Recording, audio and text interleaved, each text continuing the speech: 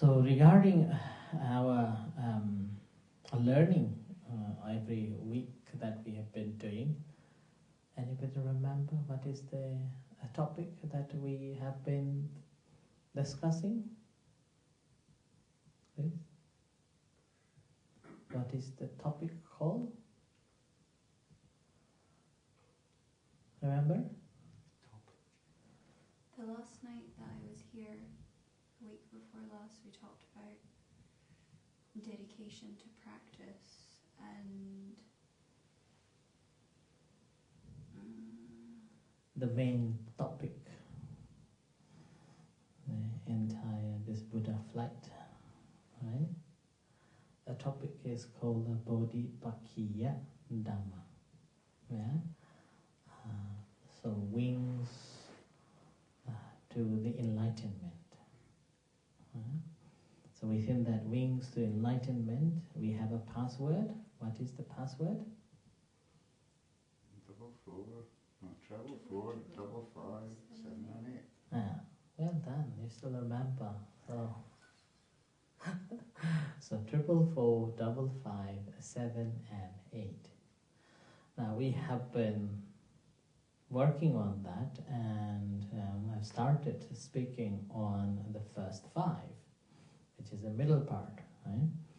And last week I thought that I will tell you a story, but somehow I didn't.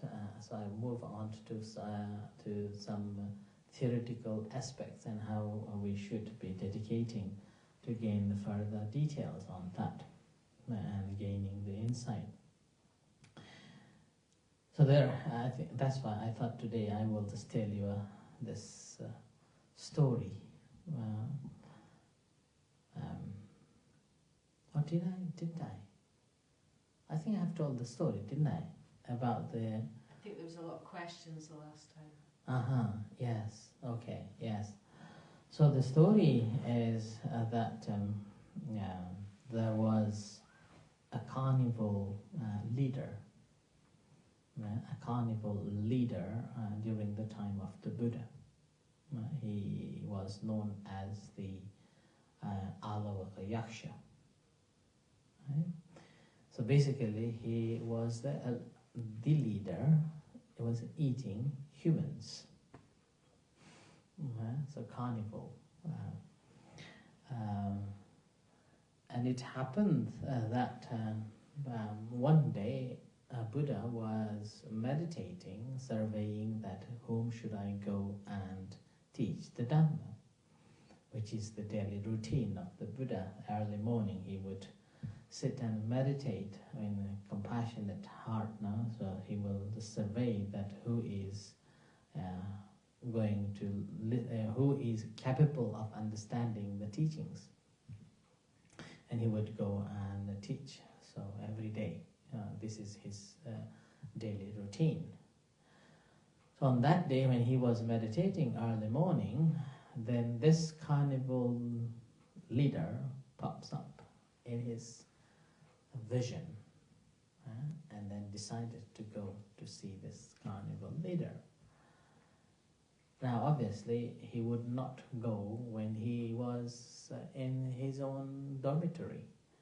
So as the carnival leader left, wasn't in the dormitory, so Buddha went in to that dormitory and sat on his chair, in his cushion. And here comes the servant to clear the dormitory, and having seen this monk, shaven head, because hair is known, at that time hair was known as the symbol of a power. But no hair, calmly meditating, sitting on that cushion, this head leader's cushion. And he was frightened to death. So he rushed to tell his boss, a master, and then told his master, Master, someone bald-headed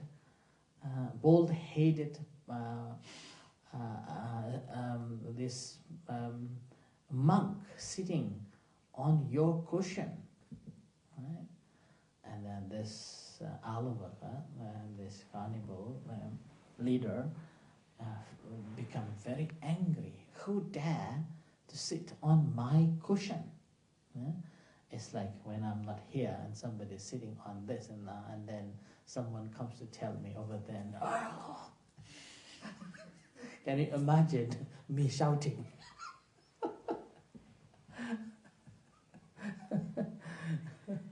So when he shouted out loud, and the commentary was such a beautifully explained. He was shouting and running down towards his dormitory, yeah? And then he comes in, and then as soon as this leader saw the Buddha, told him, "You bald-headed ascetic, go out." Then, oh, if you say so. So the Buddha didn't say anything. Until that time, the carnival leader didn't know that he was a Buddha. So then Buddha simply said, "Okay." So he went out from the dormitory. As soon as he left the room, and he said, "Stop, you bald-headed, come in." And then Buddha simply, "Okay." So this comes in. When this Buddha comes in, this carnival leader smiles and giggles out of her fun. That this big, tall, bald-headed man wearing this red robe, and when I ordered him and he just went out, then when I ordered to come in, he just come in. So with that, he was having fun. So that's how he giggled. And then after Buddha comes in, then this leader again say, "Get out." And then the Buddha didn't say anything. If you say so, okay. So turn around and then just walk out from this dormitory. And as soon as he stepped out from the door and "Stop, come in." Right? So he did it like 3 times. 3 times. Come in, get out. Come in, get out. Like that. And then at the 4th, when he was in, the Buddha was in, and this leader told him, "Now you get out." And then the Buddha said, "No, I'm very tired. I'm not going out now. Whatever you want to do, do." Right? Then this leader said, "Okay, I will ask a question. If you answer and satisfy me, I will spare you. Otherwise, I will tear your heart and take your heart out from your chest and break it into pieces." So basically referring that I will eat you live. And then the Buddha simply said, "I'm not sure that you could do it. I'm not sure that you have that power, and I can't see anybody can do that to me. But nevertheless, ask the question." Right? Then this leader asks the question, saying that, "What is the greatest wealth?" Okay, what is the greatest wealth? What do you think? You remember, if you answer wrongly, I will eat you.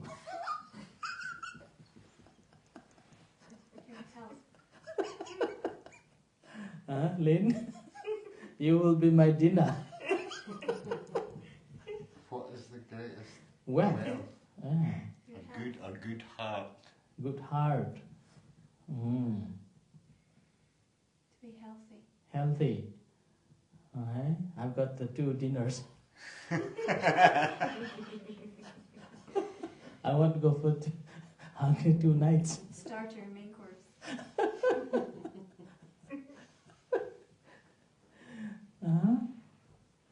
What's the answer? Any other options? So then, so when he asked that question, then when I read first, I thought that Buddha is going to answer something else, which is quite interesting. The answer, the greatest wealth is your belief. It's called a Saddha, belief. Why do you think belief is the greatest wealth?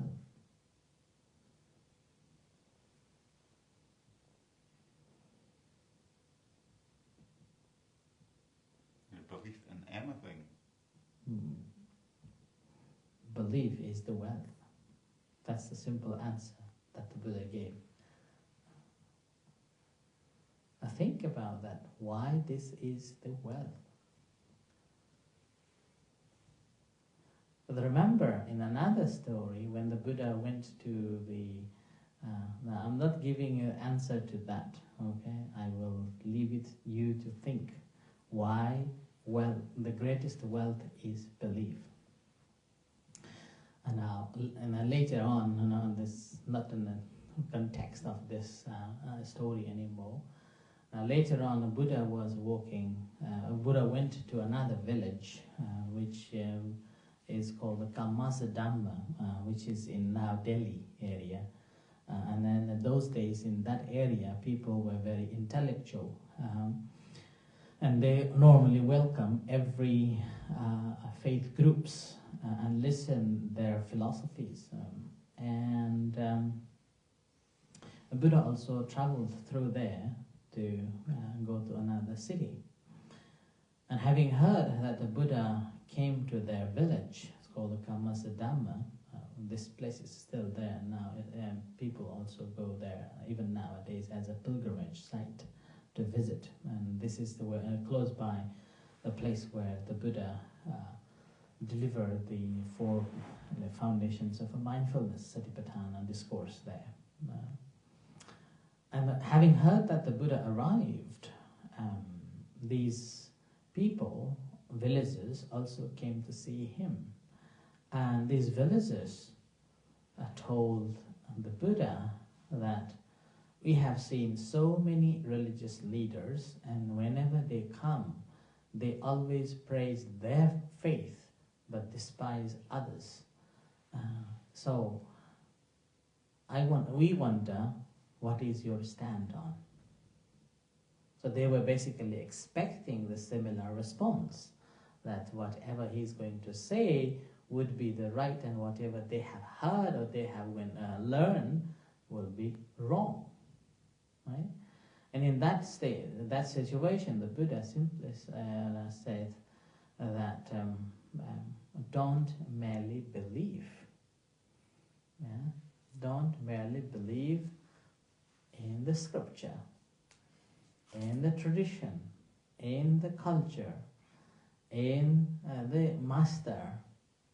Don't believe because you think that it's reasonable. Don't think that you have investigated and that's truth. Like that. So there are 10. Don't merely believe it. So you have to thoroughly investigate and see the benefit of yourself, of others, and as well as that benefit will not be despised by the wise ones. So that's a lot of detail in it, right? So what I'm saying, I'm just trying to give these two stories to compare. The first story, Buddha is referring that the belief is the wealth. And in the second story, the Buddha is saying, don't merely believe. Right? So we have to work on that to find the true belief. Right? So the question is, where we are now. What should I believe? And whether to take the belief as the greatest wealth, or I should not believe in anything. Now I leave it to you to think about. We have another 5 minutes. So why the Buddha said belief is the greatest wealth, and then at the same time he said don't merely believe because of the hearsay, because of the custom, tradition, masters, books, reasons, and it goes in line with my thinking. I'll have a go. I might be pudding at this point. Start a main course pudding. So because if you don't believe in anything, you just kind of, your mind's aimlessly wandering about. I don't think there's any value. At least if you believe in something, it gives you something to investigate, to look at. But I feel if you don't believe in anything, what's the purpose?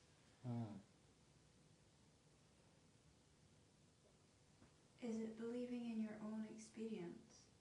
Like your own, like what's happening inside? What's changing? I don't know. To be true to yourself. To be true to yourself. That's why I say don't merely believe in that. There is a one, I said, what you think is right. Don't merely believe in what you think is right. So it's called akara vitakena. Mataka akara vitakena.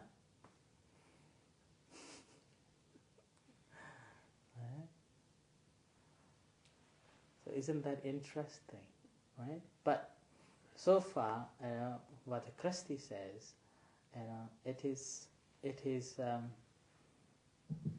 quite true. Whatever we do in our life, we believe first in that doing.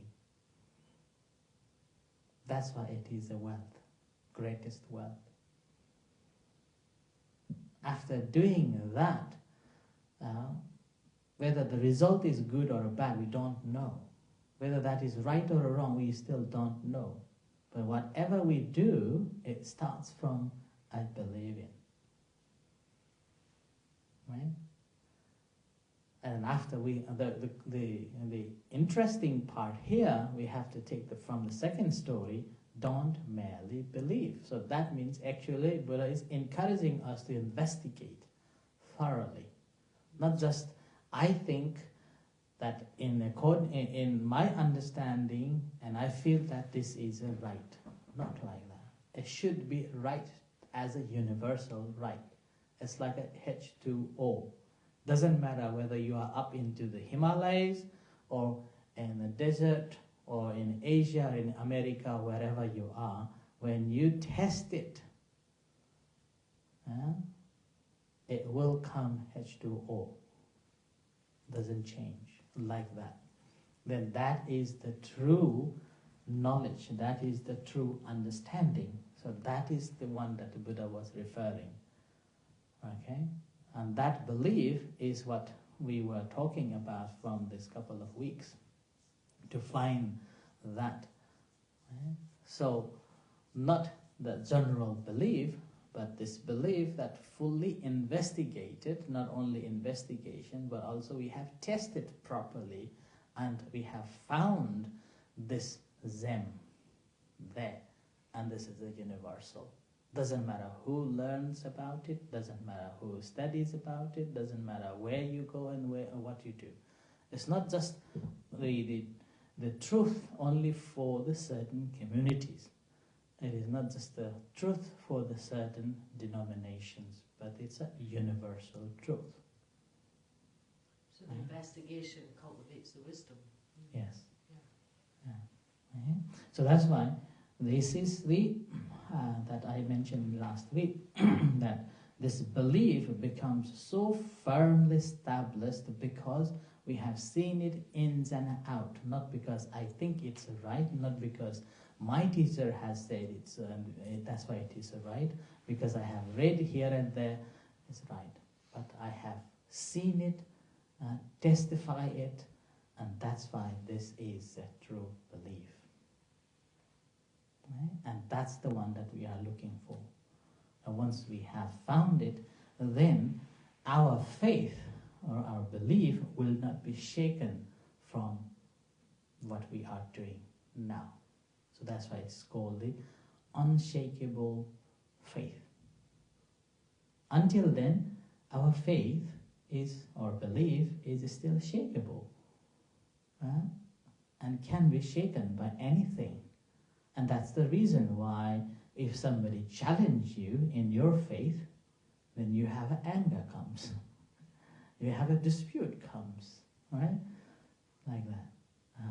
Whereas the moment when you have fully understood and your firm belief been fully testified, then no problem. It's unshaken. So it's called amulika, faith. Yeah? So that's what we are looking for. Okay? So I offer this for tonight. So with this, let's practice loving kindness meditation to finish up.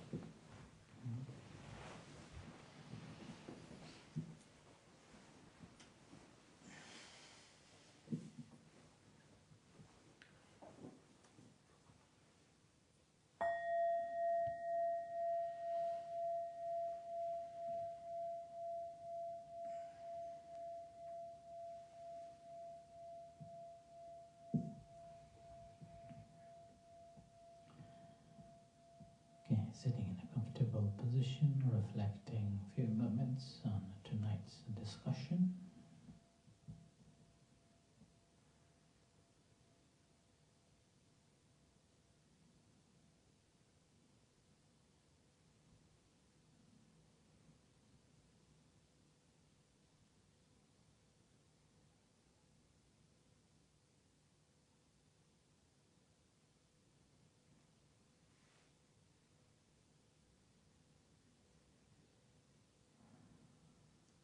And now we'll share loving kindness practice.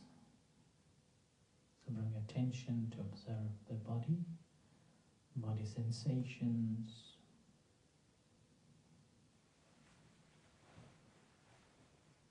and to your hands.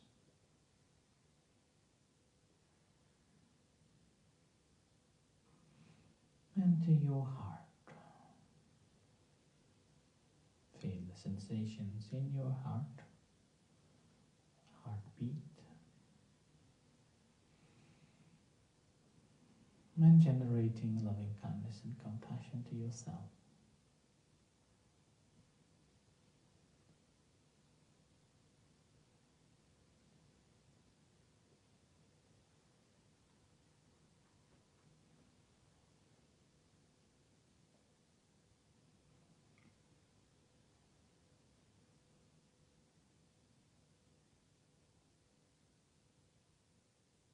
And mentally you may recite and experiencing a sense of a happiness, free from suffering and liberated. I am happy. I am free from suffering.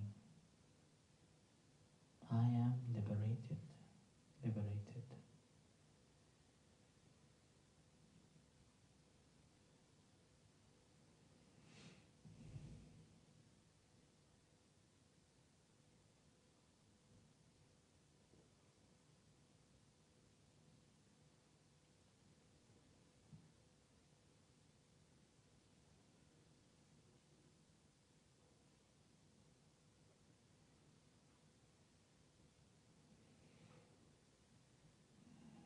Similarly, shower loving kindness and compassion to all other sentient beings, whatever beings there are, visible and invisible beings.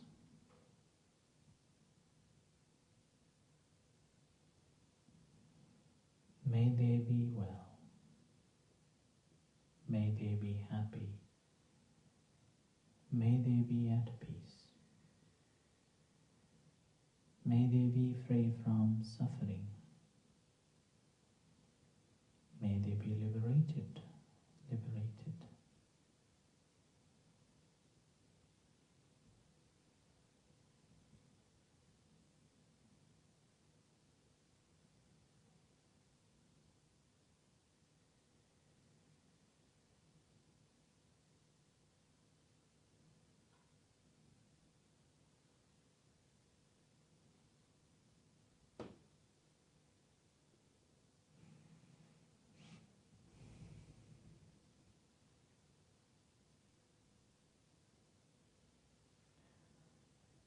Bring attention back to your hands and to your body.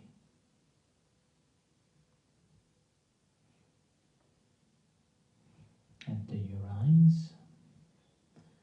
And as you hear the gong, slowly come out from the meditation and reflect for a few moments.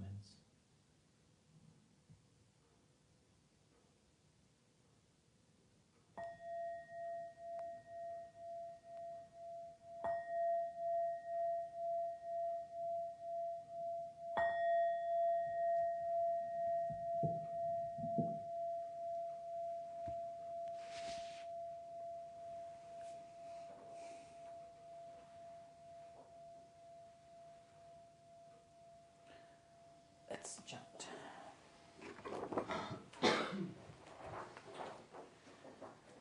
May I abide in well-being, in freedom from affliction, in freedom from hostility, in freedom from ill will, in freedom from anxiety, and may I maintain well-being in myself.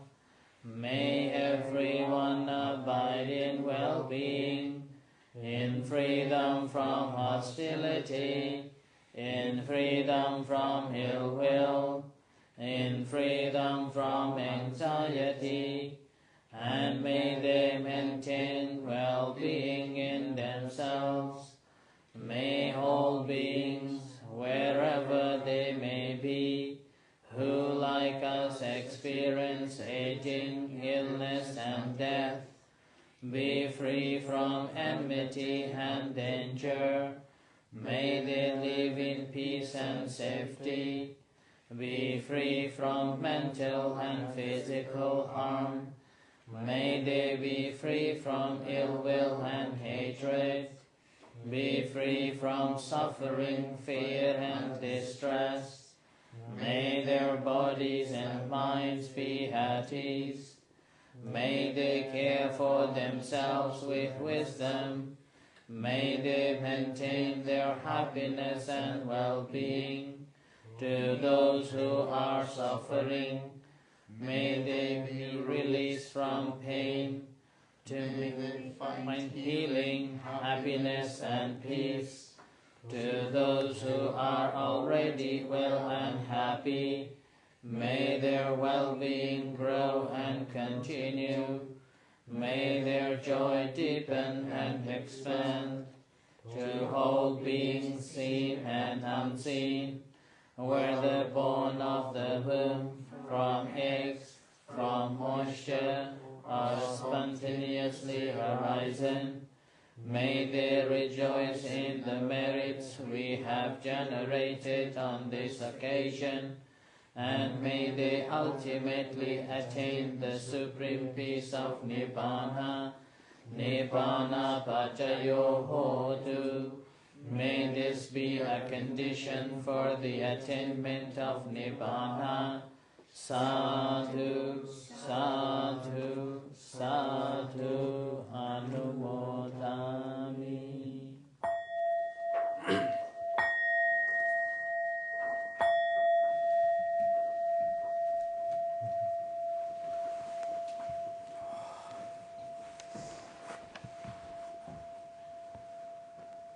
Arahang Samma Sambuddho Bhagavan Buddhang Bhagavantang Abhivademi. Sawakhato Bhagavata Dhammo Dhammang Namasami. Supatipanno Bhagavato Sāvaka Saṅgho Saṅghang Namami.